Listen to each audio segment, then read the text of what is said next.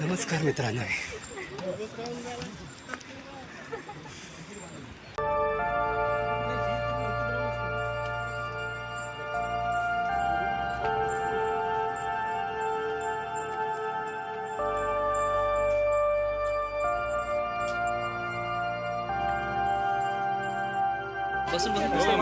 पुस्तक वाचवा आता. वाचवा नाही वाचा.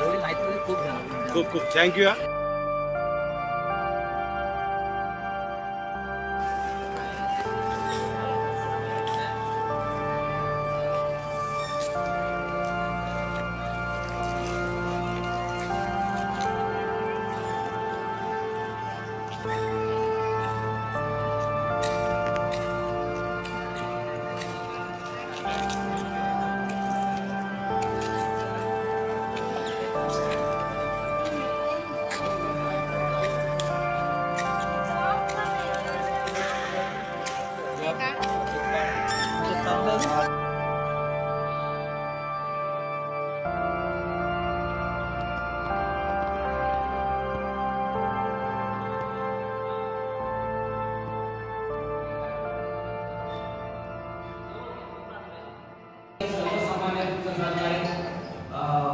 व्यक्ती आहे, परंतु आपल्या कर्तृत्वाने ही लेखी बोलतात त्यांना. तर आपल्या कर्तृत्वाने म्हणजे घरचा सोडून त्याला अनागरिक बोलता. घरचा सोडल्यानंतर ते एका विशिष्ट ध्येयावरती ते भगवंत निघाले. त्यानंतर हे आहे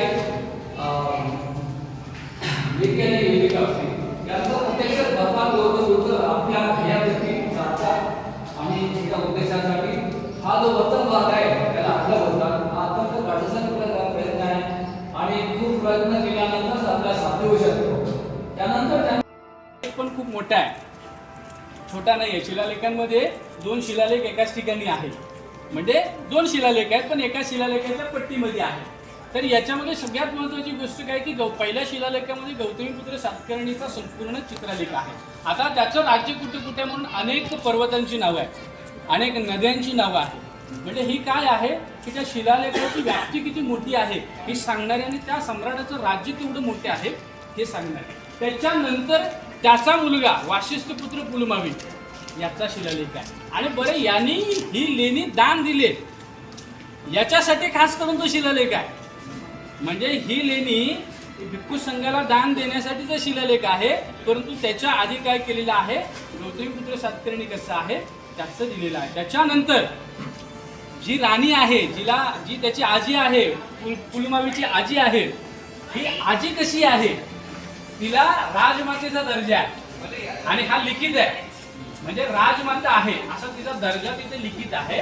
तर अशी आणि जिनं म्हणजे तिचं गौतमीपुत्र सातकर्णी नंतरचं तिचं अस्तित्व काय होतं याचा देखील उल्लेख आहे. जसं नागनिकेला प्रथम सातकर्णीच्या नंतर ज्या वडिलांच्या आधी वडील गेल्यानंतर गौतमीपुत्र सातकर्णी आईचं महत्त्व तिथे दिलेलं आहे.